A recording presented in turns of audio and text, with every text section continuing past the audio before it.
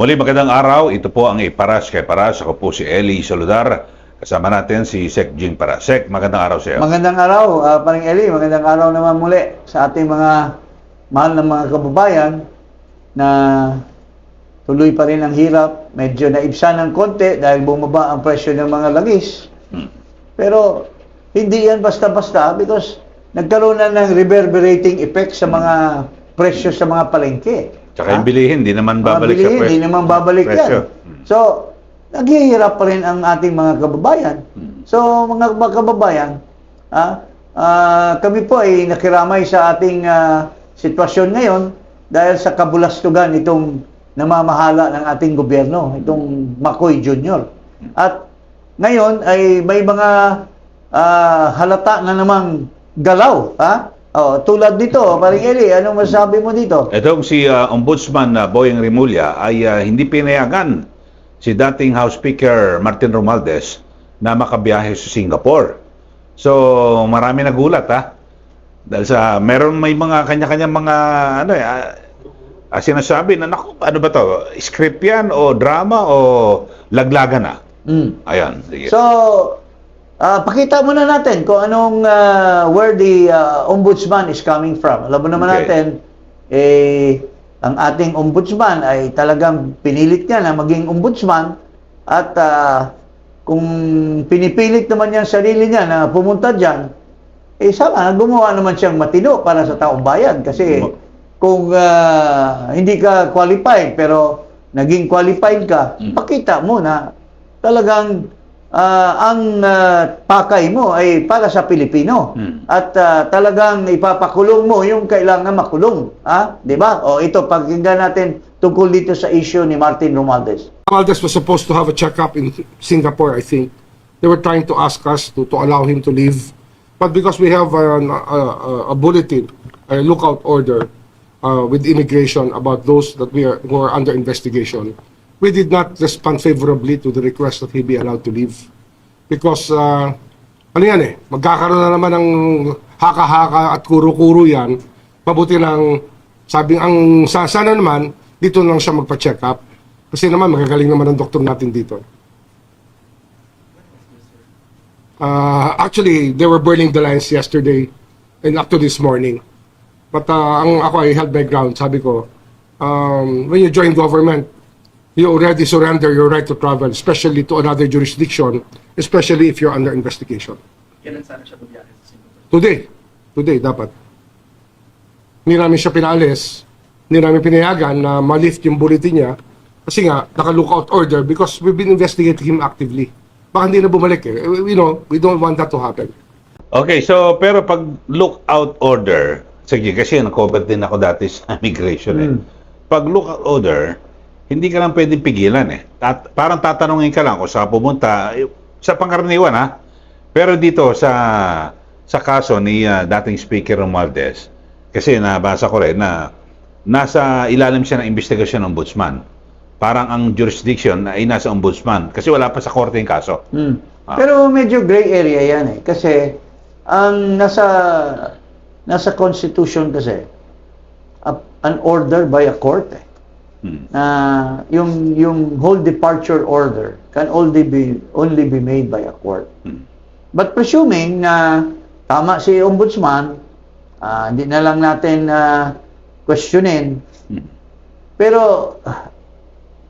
it's the political issue that is medyo may mga question mark.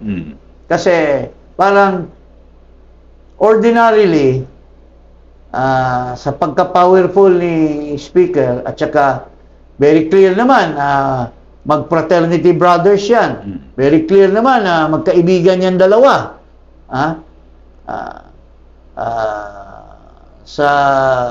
In real life. Normally, mga ganun pare, pinapalusot lang yan. Pangalawa, although sinasabi nila na mayroon namang magaling na hospital, mayroon namang magaling na doktor, pero yung right of the patient, the right of the sickly by confidence yan eh. Hindi mo pwedeng pigilan na sabihin mo, ito na yung doktor para sa'yo. Galing na siya roon eh. Nag-opera na siya. Sa Singapore. Sa Singapore. So may follow-up sa kanyang you have to weigh the constitutional rights to travel, the constitutional right of the person to have his parang mayroong parallelism yan, the right of his own counsel the right of his own doctor din ito. Parang medyo flimsy. Unless mayroong sinasabi na baka may order yan sa taas. Bakit? Nagkalaglagan na ba? Yan, pwedeng ganon. Nagkalaglagan na ba? Kasi normally the ombudsman, being a friend of the speaker, and may mga pinagsamahan yan, ay he just keep it under the rug. Total, medyo gray area naman yung power ng ombudsman to hold the travel, because ang alam ko, only the court can issue a hold order. But presuming na tama siya, pero bakit naman pigilin dahil lang of the flimsy reason na baka hindi na babalik yan, baka na di kung ganun mag-rule ka niyan, di wala nang ibang accused in the court na pwedeng magpagabot sa ibang bansa. Hindi na papayagan ng court kung yun ang reasoning mo, paring Eli, di ba? Pero sa pangalan pa lang look out, bulitin, tsaka yung hold departure order, iba pa rin Magkaiba yan. Yung pag-hold talagang bawal ka, kailangan magpaalam So, ka. isa lang ang bagay na masasabi ko dito. Mayroong instruction si Marcos dyan na huwag paalisin si Romualdez. Takot na takot siguro si Marcos na baka mamaya magsama na yan si Saldico. Kaya nga ang advice ko kay Speaker Romualdez, kay Martin, nilalaglag ka na ni Marcos dito. Klarong-klarong nilalaglag ka na Hindi naman gagawa yan si Ombudsman kung walang konting instruction under the table na siyempre malaking tao ito si Romualdez Hindi kaya magtatanong si Ombudsman, Sir, yung pinsan mo, ano ba? Payagan ba natin? O, sabihin ni Marcos, wag mo nang payagan yan, baka lalo pa akong masira. Mas lalo kang masira, Mr. Marcos, kasi nilaglag mo ito. At ngayon, kung nilaglag mo, ilalaglag ka rin yan. Sana ilalaglag na ni Boyin si Marcos para magkaalaman na at mag-corroborate niya si Saldico. Di ba? Paring Eli, anong masasabi mo? Pero mas maganda ipakita ni Ombudsman na talagang hindi siya para sa nag-appoint, kundi para sa katotohanan. Yes, and on the other hand, klarong-klaro na ang pagpigil ay mayroong political political maneuver. So, kasi this is not the first time na tauhan ni Marcos na binibira si Romualdez. Yung si Toby Chanco, anong pinagsasabi ng Toby Chanco? Madalas daw pinapahiya si Romualdez. Madalas daw pinagsabihan si Romualdez na, tama na Romualdez Hindi ka pa ba nasisiyahan yan sa ilang bahay mo na sa ports, ilang bahay mo na sa kung saan-saan? Ilang ba ang aeroplano ang kailangan ninyo? Parang ganun. So, nilalaglag na rin. Kasi kung walang si Toby Chanco ba, bata ni Marcos yan, pure and simple. Pwede ba niyang ilalaglag si Romualdez kung walang pahintulot kay Marcos? So, these are all indications. That's why I appeal to a former speaker, Mr. Speaker, iniimbestigahan ka ngayon, ikaw pinapalabas na walang hiya, ikaw nilalabas na kurap. Pero, hindi ba sinasabi ni Saldico, paring Eli, doon sa kanyang statement, paring Eli, na nag-deliver sila ng 56 billion at hati daw si Marcos at saka si Romualdez? Kung si Romualdez lang ang mananagot, paano naman yung kahati niya? Ha? So, So, pwedeng sinasabi, baka isakripisyo siya, no? sakripisyo, pero bakit niya payagang isakripisyo siya? Bakit hindi niya i-corroborate yung sinasabi ni Saldi na tama? Hati kami. He can turn state witness. Di ba? Si Romualdez. Because he might not be the most guilty. Baka mamaya, ang nag-utos na kanya talaga, na gumawa ng ganun, si Marcos Jr. So, yun ang magiging most guilty. Yun ang most Magiging guilty. mastermind. Mastermind. Yan dapat. So, ewan ko lang, ha? Ako, anong ko lang ito? Mga conjectures lang. Kung matino ito si Romualdez, I don't know kung matino ba talaga ito, turo ko na si Marcos. Before Marcos can create havoc in my family. Di ba? Paring Eli? Yes, sir. Pero dito, ano itong, di ba si Saldi ko, kala ko nahuli na to. May mga nanawagan na ipahuli, ano to? Oo Yung nga, video. sige nga. pakita Pero kasi na. nga hindi malinaw kasi, may binabanggit na napakinggan ko yung interview kay Congressman Alfredo Garbin, kasama no ni Zaldico sa yung Ako Bicol party list. Pinapunta niya yung staff niya ron mula sa Milan pumunta sa Czech Republic. Sinabi Pero niya. wala raw nakuwang detalye kung talagang totoo. Tapos may nakausap na malapit na pamilya, ang sagot ay everything is okay. Okay. So, pakinggan natin, panoorin natin. Kalagayan ni Saldico. Nananatili po siya sa kustodiya ng Czech Republic at isinasagawa natin ang lahat ng mga kinakailangang hakbang para sa kanyang pagbalik dito sa Pilipinas. Inutusan ko ang Department of Justice kasama ang Department of Foreign Affairs na pangunahan ang pakikipag-ugnayan sa mga otoridad ng Czech Republic upang matiyak na maayos at naayon sa proseso ang lahat ng kinakailangan. Magpapadala rin ng high-level coordination team upang tutukan ito. Ang ganitong mga proseso ay may sinusunod na mga legal na hakbang sa pagitan ng mga bansa, kaya't nangangailangan na sapat na panahon upang maisagawa ng tama. We will bring Saldico home, and we will do so in accordance with the law. He will answer to the Filipino people.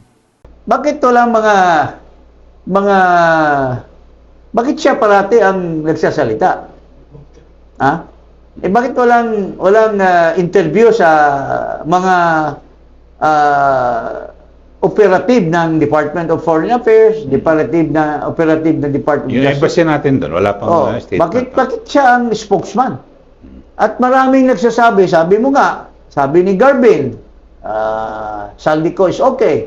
Sabi ni ng isang pamilya, sabi mo. May nakausap kasi si Congressman Garbin na malapit na pamilya. Hindi lang binanggit Maliban doon sa kanyang staff. So, sino nagsasabi ng totoo? Ito bang McCoy Jr. na siya mismo nag-aanunsyo? Or yung pamilya? Or yung... ako rin mismo, nakausap ko yung abogado, kaklase ko sa College of Law, si Attorney Rondain. I called him twice. Nung una, hindi niya nakasagot, tapos tumawag siya sa akin, at nasa, pala siya, he was in Seattle, United States, dahil he traveled there for family reason, at sabi niya, wala din siyang balita. Because kung totoo na hinuli, what is the first thing that the client will do is to call his lawyer. Di ba? Kung wala siyang balita, at sabi niya, I don't believe that Saldico will travel without documents. Because ang alam ko, may dokumento siya bilang resident or already citizen of Portugal. So, I don't think with this condition he will risk traveling without any document. So, yan ang sabi ng abogado. So, Bakit? Tama naman. There are no certainty. But why is this sinungaling na presidente natin keep on harping? Isn't this a way of propaganda na parang atat na atat talaga daw siyang mahuli si Saldico, pero hindi natin alam yung pailalim na huwag niyong ibalik yan, ha? Huwag Because Saldico is the guy who can point to him of the truth that what Saldico has already been saying all along. Ha? Plus dito pa kay Martin Romualdez, mukhang nilalaglag na nila. We don't know. At the end of the day, they will tell the truth. Yun lang ang pinagdasal natin, mga Pilipino, na mahulog ang langit dito sa mga corrupt na ito at saka dito sa mga walang hiya na ito na matuntunan talaga ang tunay na mga magnanakaw sa ating gobyerno. Pero ano man, kung talagang nahuli, mas maganda kung bumalik si Saldico dito sa Pilipinas. Yes. Tapos ay panindigan niya kasi under oath, panumpaan niya yung kanyang naunang binanggit na mga sinasabing di umano'y pagdi-deliver ng pera, mali-maleta. Tapos ay mapipilitan din siguro yung Senate Blue Ribbon Committee na magpatawag ng investigasyon. Yes. Ipatatawag din yung 18 ex-Marines na dating tauhan ni Saldi. Tama. Oo. So that is the consequence kung may katotohanan yung sinasabi ni Mr. Marcos Jr. Ha? Pero dito sa issue ito, may mga pumapapel na raw. Mayroon din. Alam mo naman itong tao na ito is being laughed at by anybody. Ha? Dahil ang hilig, pero hindi niya nire-realize na tuwing nagsasalita sila or nagsasalita siya, nagpapa-interview kung saan-saan, pinagtatawanan siya ng taong bayan. O, tingnan mo kasi pagmumuka nito at ngayon gusto na naman pumapel dito sa issue kay Saldico. Pakinggan natin itong sabi nga ng iba, he has the face that not even a mother can love. O, pakinggan nga natin to. Ano nangyari? Itong kanyang pagkakahuli by design, ibig sabihin, tinutugi siya palabas ng Portugal, kaya papunta siya sa Czech Republic. Dahil kung medyo secure naman siya sa Portugal, ba't pa siya lalabas? No? Ba't niya i-risk lahat ito? So ito ba ay may disenyo? Tinutugis na ba siya? Meron na bang arrangement sa Portuguese government o sa Interpol na kunin siya? Kaya siya napilitang lumabas at pumunta ng Czech Republic? O ito ay isang aksidente lang? No, hindi disenyo. Nakita mo ba yung tinga? Nagsisipilyo ba ito, pare? Nakikisaw-saw pa dito sa issue. Hindi pa nga definite or certain, and yet, nanguhula na naman at gusto lang niyang pumapel. Di ba? Nakahiya ka, pare, na wala ka namang papel, gusto mong pumapel sa mga issues na yan. People involved there is the president dahil he's so afraid that Saldi will point him again in a formal forum, or gusto niya talagang I don't know. Hindi natin alam kung sabi nga ni Harry Roque, baka gurgurin nila si Saldico dahil nila pinapalabas sa kanya. So, this guy has no business talking about... Pero, pag yung nangyari, baka yun ang maging mitya, baka lalong gumulo kasi sino ang pwedeng pagbitangan para may mangyari kay Saldi? Kung uuwi dito. Kung pag-uwi, nakakabaong na. Ha? Di ba? So, these are all speculations. But people are talking about it when they have no business talking about it. Siguro, ambangan natin at dapat magsalita dito yung DFA. DFA. At kasi meron daw pinadala na high level na grupo para alamin yung mga detalye. Siguro, abangan natin. Pero kung tanungin mo si Maharlika, tanungin mo si Harry Roque, nakukuryente daw si Marcos Jr. Fake news daw. That is neither here or there. Ha? Okay? So, abangan ang susunod na kabanata dito sa istorya kay Ginoong Saldico. Okay. Magandang hapon po sa inyo Okay, lahat. huwag pong kalimutan na mag-subscribe dito po sa Iparas kay Paras at i-click ang notification bell. Maraming salamat. Magandang hapon.